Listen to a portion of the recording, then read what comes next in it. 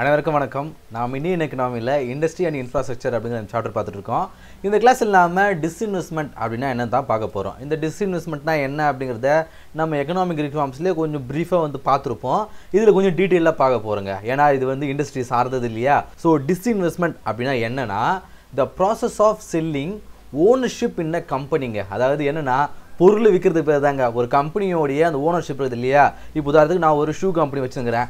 என்னுடைய ஷூ கம்பெனியை நான் சேல் பண்ணுறேன் அப்படின்னா அதுக்கு பேர் தான் டிஸ்இன்வெஸ்ட்மெண்ட் அப்படின்னு சொல்லுவாங்க. பாருங்கள், the process of selling ownership in a company. Process of selling ownership in a company, இதுக்கு பேர் தான் டிஸ்இன்வெஸ்ட்மெண்ட் அப்படின்னு சொல்கிறாங்க.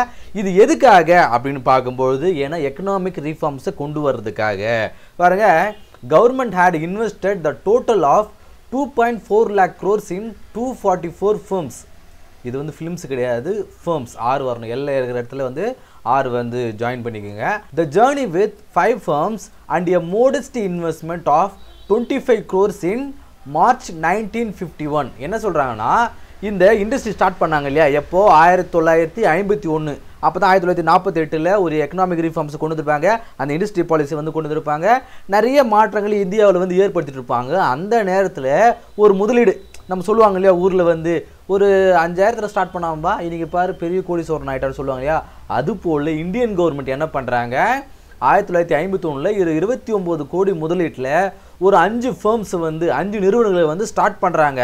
அது என்ன ஆகுது அப்படின்னா, இங்கே பாருங்கள், 1991 அந்த 91 வரைக்கும் கிட்டத்தட்ட 2.5 லட்சம் கோடி 244 நிறுவனங்கள்லாம் அவங்க இன்வெஸ்ட் பண்ணியிருந்தாங்க. எப்போ 1991.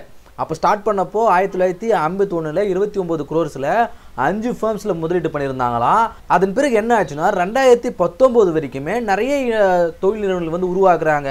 நம்ம பார்த்துருப்போம், சிப்காட்னு ஒரு இண்டஸ்ட்ரியில் உருவாக்கியிருப்பாங்க. அது மாதிரி கவர்மெண்ட் சார்ந்த நிறைய நிறுவனங்கள் உருவாக்குவாங்க. ஏன்னா அப்போ தான் எக்கனாமிக்கு பூஸ்ட் ஆகும் அப்படிங்கிறதுக்காக. இது 2019 வரைக்கும் தான். 2019 வரைக்கும் எந்த ஒரு புது ஃபர்ம்ஸையுமே இவங்க உருவாக்கலை, எந்த நிறுவனங்களையுமே இவங்க உருவாக்கலைன்னு பாடுறாங்க. அதோட ஸ்டாப் பண்ணிட்டாங்களாம். Government invested with 16.41 lakh crores in total number of 348 ஃபர்ம்ஸுங்க. 348 ஃபர்ம்ஸ். அதாவது இப்போ வரைக்கும் 2019 வரைக்கும் கிட்டத்தட்ட 16 லட்சம் கோடி இந்த நிறுவனங்களை இன்வெஸ்ட் பண்ணியிருக்காங்களா. மொத்தம் 348 அரசு சார்ந்த நிறுவனங்கள் இருக்குது அப்படின்றாங்க. ஆனால் 2019 வரைக்கும் எந்த நிறுவனங்களையுமே அவங்க புதுசாக ஸ்டார்ட் பண்ணல. நாம் நிறைய அரசியல் பொலிட்டிக்கல் சம்மந்தமாக நியூஸ் பார்க்கும்போது சொல்லியிருப்பாங்க, எதிர்கட்சிகள் இந்த பிஜேபி மேலே நிறைய அலிகேஷன் வைப்பாங்க. அதில் முக்கியமானது என்னென்னா, நீங்கள் ஆட்சிக்கு வந்தது பிறகு எந்த நிறுவனங்களை புதுசாக உருவாக்குறீங்க, அரசுக்கு நிதி கொடுக்கக்கூடிய எந்த நிறுவனங்களை உருவாக்குறீங்க, எதையுமே உருவாக்க மாட்டேன்றீங்க. இப்போது அரசுக்கு வருமானம் அப்படிங்கிறது எதன் மூலிமா வரும்? ஒன்று டேக்ஸ் மூலமாக வரும். டேக்ஸ் கலெக்டர் மூலமாக தான் கவர்மெண்ட்டுக்கானது வருமானம் அப்படிங்கிறது வரும். அப்படி அவங்களுக்கு வருமானம் வரல அப்படின்னா நிறுவனங்கள் மூலமாக தானே கவர்மெண்ட்டுக்கு அந்த இன்கம் அப்படிங்கிறது வரும். நீங்கள் நிறுவனங்களே உருவாக்க மாட்டேன்றீங்க, ஆனால் டேக்ஸ் மட்டும் மக்கள் மேலே அதிகமாக வரி விரிச்சிட்டு இருக்கீங்களே.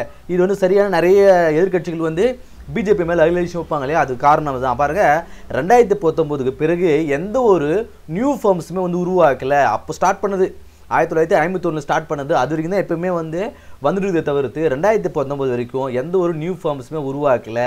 சொல்ல போனோம் 1991 பிறகு நிறைய ஃபர்ம்ஸ் வித்துட்டு தான் இருக்காங்க. நம்மளுக்கு எதெல்லாம் தேவையில்லை அதெல்லாம் வித்துருக்காங்க.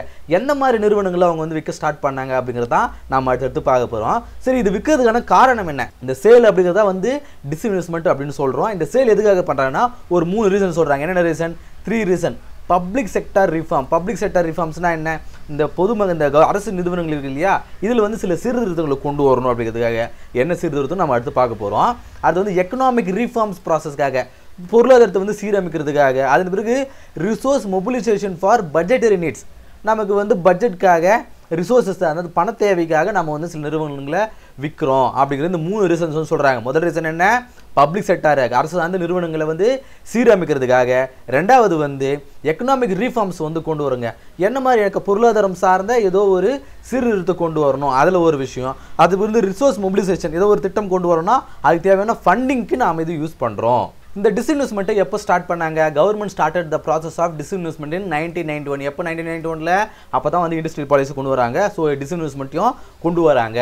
1997 the government did set up disinvestment commission to advise upon the various aspects of the disinvestment process. என்ன சொல்றாங்கன்னா கவர்மெண்ட் கிட்ட ஒரு நிறுவனம் இருக்கு, அந்த நிறுவனம் வந்து ரொம்ப லாஸ்ல போகுதுன்னா அதை நடத்துறதுக்கு வந்து ரொம்ப கஷ்டம் தானே. இப்போ நம்ம ஏரியாக்கள் நிறைய டவுன் பஸ் பார்த்துருப்போம், அது வந்து அந்த ஏரியா ஒரு ஊருக்கு போகுது அப்படின்னா அதில் பேசஞ்சர்ஸே இருக்க மாட்டாங்க, சும்மா கடமைக்கு போவோம், 2 பேர் 3 பேர் தான் பேசஞ்சரில் போவாங்க, அது ரொம்ப கஷ்டமாக இருக்கும் இல்லையா, நிறைய லாஸ் ஆகும் இல்லையா.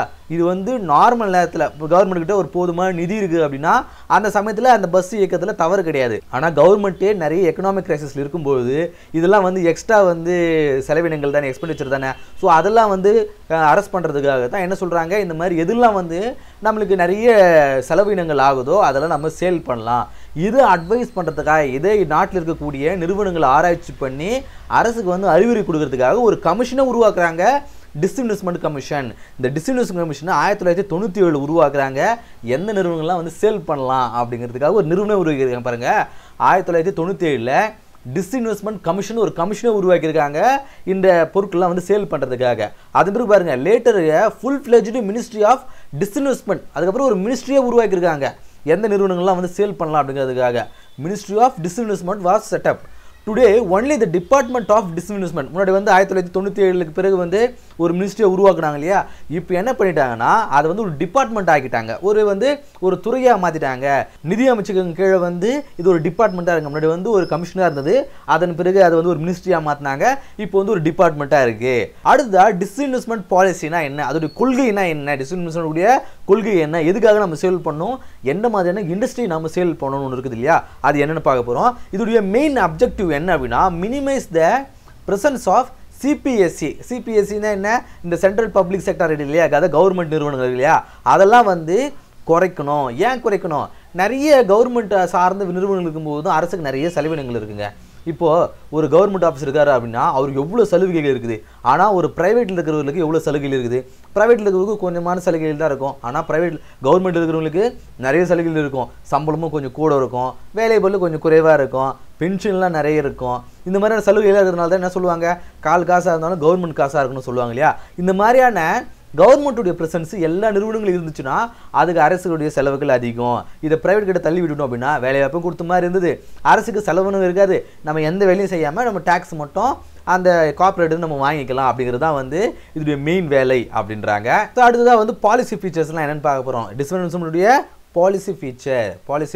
பாலிசி கவர் எக்ஸிஸ்டிங் இந்த சிபிஎஸ்சிங்க. இது வந்து சாரிங்க, இது டைப்பிங் வந்து நான் இப்போ தான் இதில் புதுசாக பண்ணுறதுனால நிறைய விஷயங்கள் வருது. இந்த கரெக்ஷன்லாம் நான் அடுத்தடுத்த வீடியோக்குள்ளே இது நான் சார்ட் அவுட் பண்ண பார்க்குறேன், தப்பாக எடுத்துக்காதீங்க, நிறைய எழுத்து பிழை வருது அப்படின்னு சொல்லிட்டு. இந்த பப்ளிக் செக்டர் பேங்க்ஸ்லாம் இருக்குது இல்லையா, அது மட்டும் இல்லாமல் அது பிறகு வந்து பப்ளிக் செக்டர் இன்சூரன்ஸ் பேங்காக இருந்தாலும் இன்சூரன்ஸ் கம்பெனியாக இருந்தாலும் எதுவாக இருந்தாலுங்க அதை சேல் பண்ணி கூட வந்து எல்ஐசிலாம் சேல் பண்ணாங்க பாருங்கள். அதே போல் கம்பெனி நேஷனலைஸ் பேங்க் பண்ணாங்க இல்லையா 1970, அந்த மாதிரி பேங்க்லாம் கூட நம்ம சேல் பண்ணலாம், இன்சூரன்ஸ் கம்பெனியாக இருந்தாலும் நம்ம சேல் பண்ணலாம், கவர்மெண்ட் இருக்குது தேவையில்லாத செலவினங்கள் தான் அப்படின்னு. எது இருந்தாலும் எந்த ஃபினான்ஷியல் இன்ஸ்டியூஷன் இருந்தாலும் சரி, நிதித்துறை சார்ந்து எந்த நிறுவனம் இருந்தாலும் அதையும் நம்ம சேல் பண்ணலாம் அப்படின்னு முடிவெடுக்கிறாங்க. Sector will be classified as strategic and non strategic, அது மாதிரி செக்டர் பிரிக்கிறாங்க. இப்போ ஒரு நிறுவனம் இருக்குன்னு அப்படின்னா அந்த நிறுவனத்தை ரெண்டாக வந்து பிரிக்கிறாங்க, ஒன்று ஸ்ட்ராட்டஜிக், இன்னொன்று வந்து நான் ஸ்ட்ராட்டஜிக், ரெண்டாக பிரித்து இந்த ஸ்ட்ராட்டஜிக் செக்டரில் என்னெல்லாம் இருக்குன்னு பார்க்கும்போது atomic energy, space and defence, transport and telecommunication, power, petroleum, goal, minerals, banking, insurance, financial services, இதெல்லாம் வந்து ஸ்ட்ராட்டஜிக் செக்டர்ஸ். ஏன்னா இதில் வந்து ரொம்ப வந்து வருமானம் அதிகமாக வரக்கூடிய நிறுவனங்கள் அப்படிங்கிறதால இதெல்லாம் வந்து ஸ்ட்ராட்டஜிக் நிறுவனங்கள். அடுத்ததாக இதில் என்ன பண்ணோம் அப்படின்னா minimum presence of private sector, remaining எல்லாமே வந்து பப்ளிக் செக்டராக இருக்கணுங்க. இந்த இடங்கள்லாம் வந்து முழுவதும் வந்து பப்ளிக்காக இருக்க வேண்டிய அவசியம் கிடையாது, கொஞ்சம் வந்து இந்த ப்ரைவேட் செக்டருடைய ப்ரெசன்ஸ் இருந்தால் போதும். ஆனால் பெரும்பாலும் வந்து பப்ளிக் செக்டராக தான் இருக்கணும், சென்ட்ரலுடைய கட்டுப்பாட்டில் இருக்கணுன்றாங்க. மற்றது எல்லாமே இந்த நான் செக்டர் இருக்குது இல்லையா, நான் ஸ்ட்ராட்டஜிக் செக்டர் இருக்குது இல்லையா, இது எல்லாமே வந்து ப்ரைவேட்டாக கொடுத்துரு, நமக்கு அதெல்லாம் தேவை கிடையாது. ஏன்னா அதில் இன்கம் கொஞ்சம் கம்மியாக வரும், அதெல்லாம் நமக்கு தேவையில்லாதது. எதுலலாம் நல்ல இன்கம் இருக்குதோ அதெல்லாம் கவர்மெண்ட்டில் எடுத்துக்கலாம், கொஞ்சம் ப்ரைவேட்டை கொடுக்கலாம் அந்த மெயின்டைன் பண்ணுறதுக்கெல்லாம், மற்றதெல்லாம் கவர்மெண்ட் வச்சுக்கலாம். எதுலாம் அமௌண்ட் கம்மியாக இருக்குதோ அதெல்லாம் ப்ரைவேட்டை தள்ளி விட்டுரு அப்படிங்கிற ஒரு முடிவு எடுக்கிறாங்க. இதுதான் வந்து இந்த டிஸ்இன்வெஸ்ட்மெண்ட்டுடைய பாலிசி ஃபீச்சர். இந்த டிஸ்இன்வெஸ்ட்மெண்ட் மூலமாக நிறைய நிறுவனங்கள் வந்து சேல் பண்ணுறாங்க இல்லையா, இது இந்த டிஸ்இன்வெஸ்ட்மெண்ட்னு சொன்னால் நிறைய பிரச்சனைகள் வரும். இப்போ 2019 எதிர்கட்சிகள்லாம் என்ன சொல்கிறாங்க, நிறைய நிறுவனங்கள் நீங்கள் விற்கிறீங்க, புதுசாக நிறுவனங்கள் நீங்கள் ஸ்டார்ட் பண்ண மாட்டேங்கிறீங்கன்னு சொல்கிறாங்க இல்லையா. அதுக்காக ஒரு பேர் ஒன்று ஸ்டார்ட் பண்ணுறாங்க. இந்த டிஸ்இன்வெஸ்ட்மெண்ட்னு பேர் பதிலாக ஒரு பேர் ஸ்டார்ட் பண்ணுறாங்க. இது எப்போ ஸ்டார்ட் பண்ணாங்க பாருங்கள், 2016 2016 disinvestment has become a part of broader policy. என்ன ப்ராடர் பாலிசின்னு பார்க்கும்போது comprehensive management of government investment in public sector. அதாவது இந்த பப்ளிக் செக்டாரை வந்து ஒரு மாதிரி வந்து நாங்கள் சேஞ்ச் பண்ணுறோம், அதை வந்து விரிவாக்கம் செய்கிறோம், இந்த மாதிரி ஒரு பேர் ஒன்று அமைச்சு என்ன சொல்கிறாங்க, government change the name of existing the department of disinvestment to department of investment and public asset management. அதாவது இந்த டிஸ்இன்வெஸ்ட்மெண்ட்டுன்னு சேஞ்ச் பண்ணாங்க இல்லையா ஒரு பேரை, அது வந்து டிஸ்இன்வெஸ்ட்மெண்ட் இருந்தாக்கா நிறைய பேர் வந்து கண்டுபிடிப்பாங்கன்னு அது பேரை மாற்றிருக்காங்க. என்ன பேர், department of investment and public asset management. பாருங்கள் பேர் மாற்றிட்டாங்க பாருங்கள், டிஸ்இன்வெஸ்ட்மெண்ட்னு வச்சு அதனே கண்டுபிடிப்பேன், நான் பேரே மாற்றுறேன்னு அதை department of investment and public asset அப்படின்னு சொல்லிட்டு பேர் மாற்றி விட்டுக்கிறாங்க. ஆனால் அது ஒரே விஷயம் தான், அந்த டிஸ்இன்வெஸ்ட்மெண்ட்டை சேஞ்ச் பண்ணுற ஒரு விஷயம் தான். இந்த கிளாஸ் இல்லாமல் டிஸ்இன்வெஸ்ட்மெண்ட் அப்படின்னா என்னன்றதை பார்த்தோம். அடுத்த கிளாஸ் சந்திப்போம். நன்றி.